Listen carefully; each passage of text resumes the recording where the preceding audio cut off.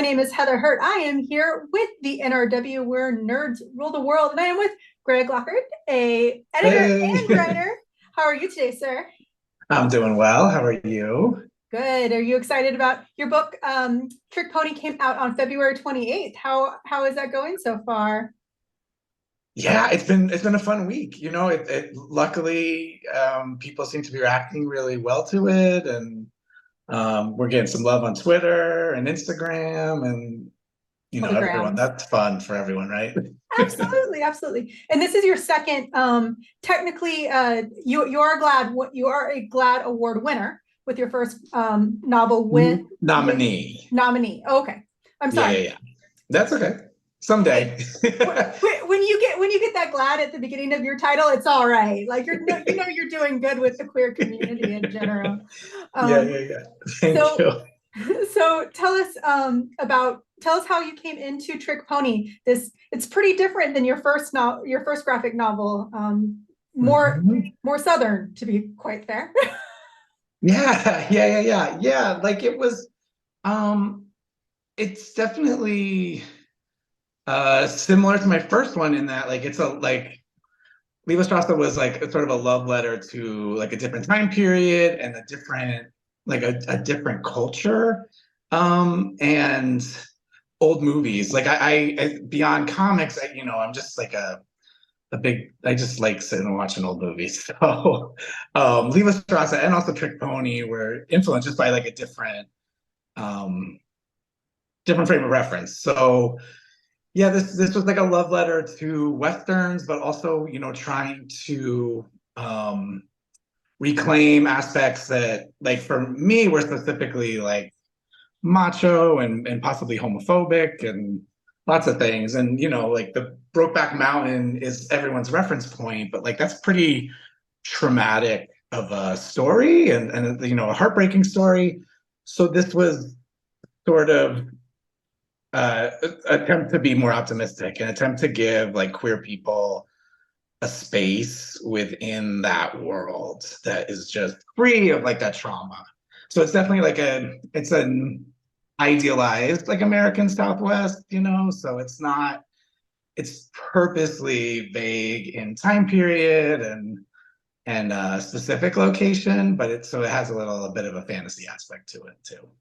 It's true, and you can really see it. It's very it reminds me of the comments where it's when we can stop talking about it and it just becomes a thing. That's when it's normal. That was very much in the book. He went to a bar and there were just people there. It was just Yeah, yeah. and it was wonderful. So the book features Jim, who is a rodeo star, and it's fun. It's so one question that I had, is he having like a dream? You said it's fantasy. It's very supposed to be Mhm. fantasy-esque, but is he having a dream? Because he can talk to animals. He can.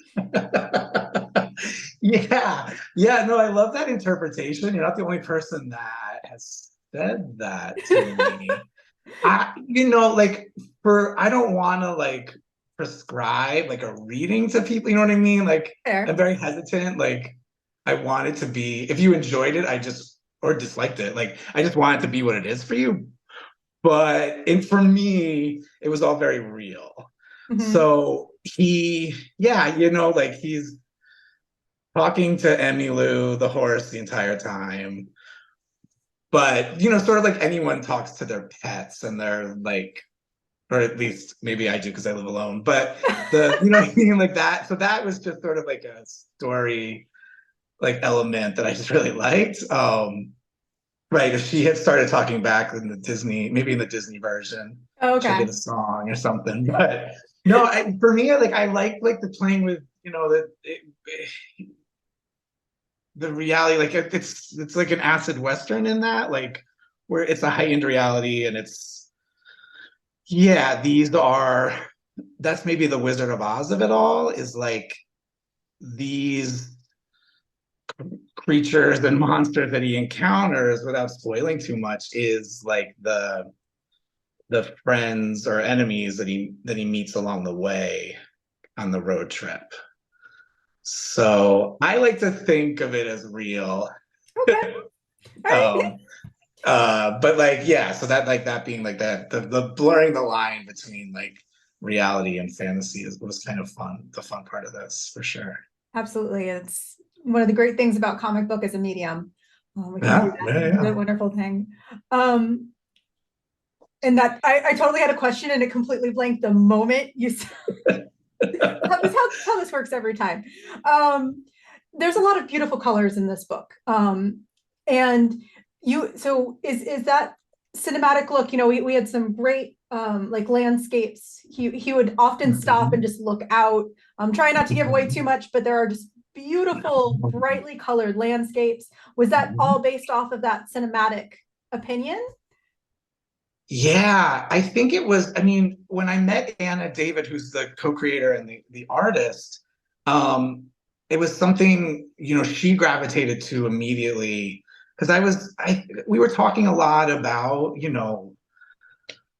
the mountain ranges and the canyons and all like the ways that we could quickly move through different landscapes. Like sort of in the way if you've ever been on like a road trip out west, you can be driving down the road and like the rock formations and the colors and the trees are like completely different on two sides of the road or different sides of the mountains. So playing with like those vistas and all those like amazing um landscapes and views and national parks that we're so lucky to have in this country was just we wanted to see how much we could fit in logically and how much we could show because yeah there is something romantic and cinematic about some of those moments and it just fit in the story. So writing it once Anna came on and I was finishing the script, it was definitely like a concentrated effort to make room for those moments and give moments of quiet that are reflective for Jimmy and that the readers can just enjoy Anna's art because for me that was like if I could stay out of the way with my words and just let her art speak like that was also the magic of this comic for me. Absolutely. And there were just great moments where, especially that final couple scenes, like you could feel like it's a great closure. That those final moments and that beautiful backdrops, wonderful closure to the series, to the book. It is a single book. Completely Yeah. inclusive. No, uh, so let's talk about the themes. There's some themes. One of the big ones is alcohol abuse, or at least the concept of alcohol abuse. It's more, I would say, abuse in general, potentially, like personal abuse. Um, were any of the themes lots of love loss kind of situations, a lot of physical, personal abuses? Was any of that personal? Was any of that from pasts, or was that all just trying to point out a big issue within the LGBTQ community that so many of us are impacted by? yeah, I think that's great. It is, yeah, it's a very personal book. I think, yeah, I want beyond like right the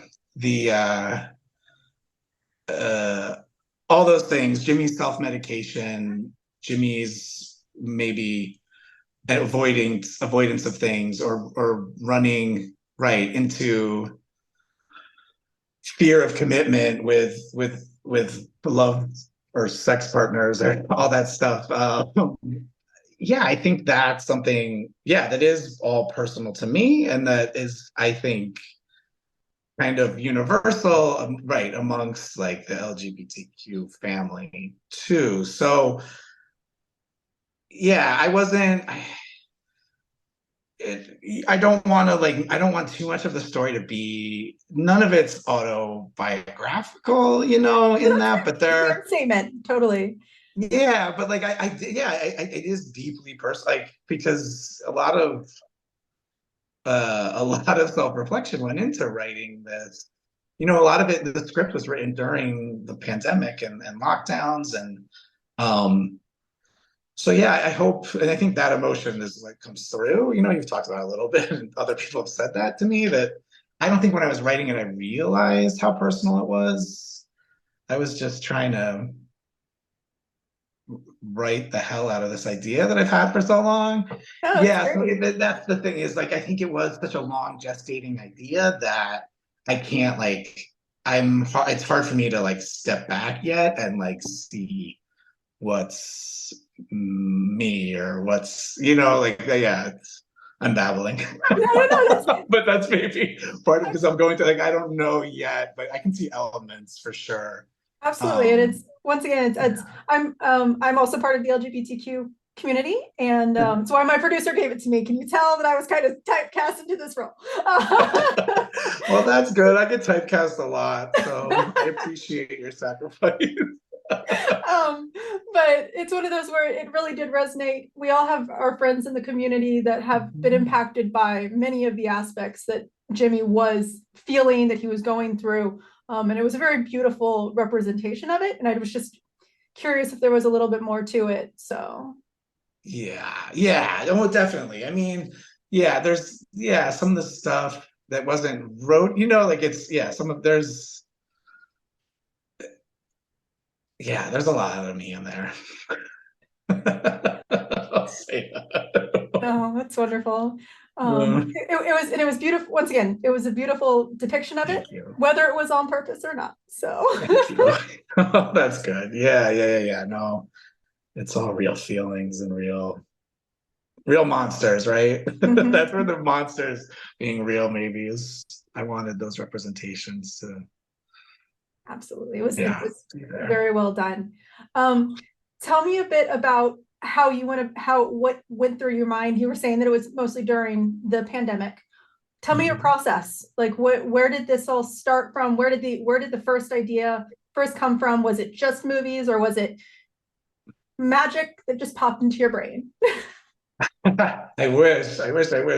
It took too long to be whatever profitable. But yeah, the germ of the idea started with an old movie called Electric Horseman with Robert Redford and Jane Fonda. And he's similar, like he's like a rodeo star, and he's like they're in Vegas and he's sick of it, and he just rides out of the convention center, and Jane Fonda's a journalist and she starts chasing him. So, that nugget of where I think that's where the Trick Pony starts for me was that. And he has like the costumes in that movie are fabulous. So Jimmy in the nudie suit that Anna designed with the snakes and all the wild colors, like is main like that stems from that because there's this great photo of Robert Redford in like the purple Mhm. cowboy shirt that's like it's got lights attached to it and it's wild and it's just the best. So it started there. And yeah, it was just a lot of things like Brokeback Mountain and Rawhide Kid at Marvel. I always thought there was something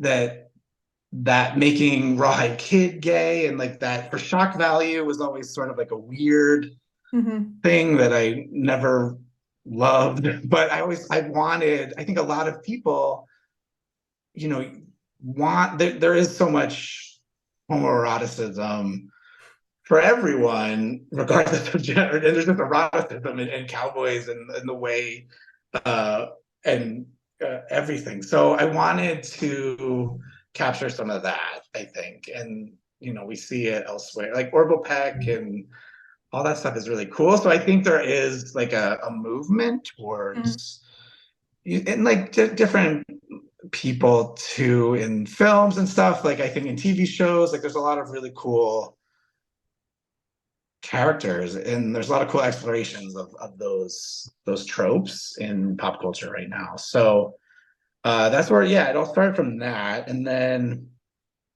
once Liebestrasse was done with Comixology Originals, the head of content at that time asked me for like what's next, and I just said, well, this is this idea I've wanted to write forever. Like and I never thought he would say yes because Mhm. sort of like westerns aren't major in American comics, and like, I think it was just a trust thing at that point after Liebestrasses. So it was pretty quickly approved. And I started looking for a partner and an artist, co-creator, and was writing. And then once Anna signed on, that's when things clicked into place. And I finished the story. Yeah. And then everything happened. It ended up on Comixology, and here we are today. Yeah. It was easy. How did you and Anna connect? Was that through Comixology or? No, it was actually, so most of my work is as an editor, like freelance. And one of the projects I'm working on is with an artist named V. Gagnon. Mm-hmm. And they're a young artist. They did a project for Legendary, whose title I always butcher. But anyway, they're working on this project with another writer, and I'm editing it. And I was struggling to find the perfect artist because I wanted it, it needed to be, it's this weird pitch to artists where I'm like, well, it's a road trip. And a lot of artists don't like drawing horses. So that's kind of a big thing in this story. There's no Emmylou, the horse is on almost every page. Mm-hmm. So finding an artist that like to draw horses. So I was talking to friends and peers and colleagues, and we needed to find someone that is into horses. And this V, who I work with, we have like a weekly call, and I was mentioning to them that like, it's this book, and like I was telling them about the book, and V said, "Oh, my friend Anna is like a crazy horse girl, and actually works in a stable." At that point, was working in a stable near her home. So I said, well, like, I had the pitch at that point and like some mood boards. And I said, I'll send that to you. You can send it to Anna, and like no pressure. But like if she has samples, you can send me too. And Anna will laugh at me. I always forget the name of the video game. But Anna had like sample art from like a video game that like the horses were sort of like zombies. Is it like Red Dead Redemption or something? Oh yeah. Maybe. I'm like, zombie horses? Yeah, and like they were just so cool. Like they were just like big hulking and zombie faces. And I immediately knew, I was like, oh God, this is the artist that I've been looking for. It's such a bizarre feeling, like that part is kind of trippy, and I don't really know how to describe it, but like it happens as I'm editing sometimes with scripts, and it happens, when you're trying to find artists, and as a writer, I think it's just a little more intense. But yeah, it was like, it was a whatever moment. Not an aha, beyond an aha moment. It was a click. You used the word perfect before. It was a click, right?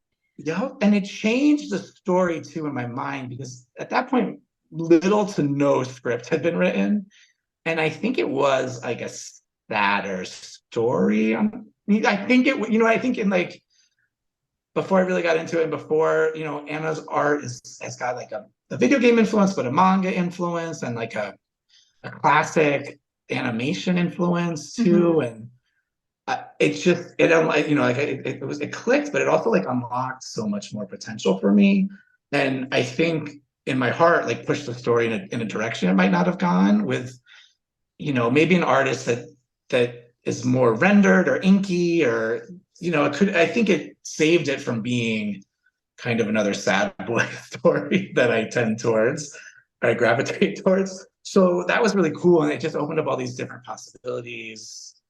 Like, like you mentioned, the landscapes, from her development art.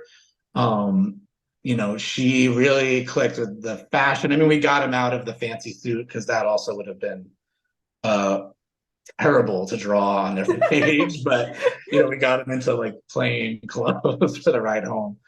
But everything, and like the trippiness, or, when it not to spoil stuff, but when it breaks out of panels Mhm. and the dream or hallucination or reality blending is she handled it so wonderfully. It just is, it's exactly what I imagined, but also far beyond like what I could imagine too, which is really cool.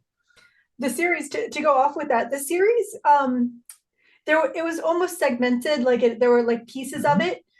Would you ever consider expanding on it? Because this could easily be expanded on. You could even do portions of what you've already told. You could expand on those. Would you ever, is this something that you want to do more with?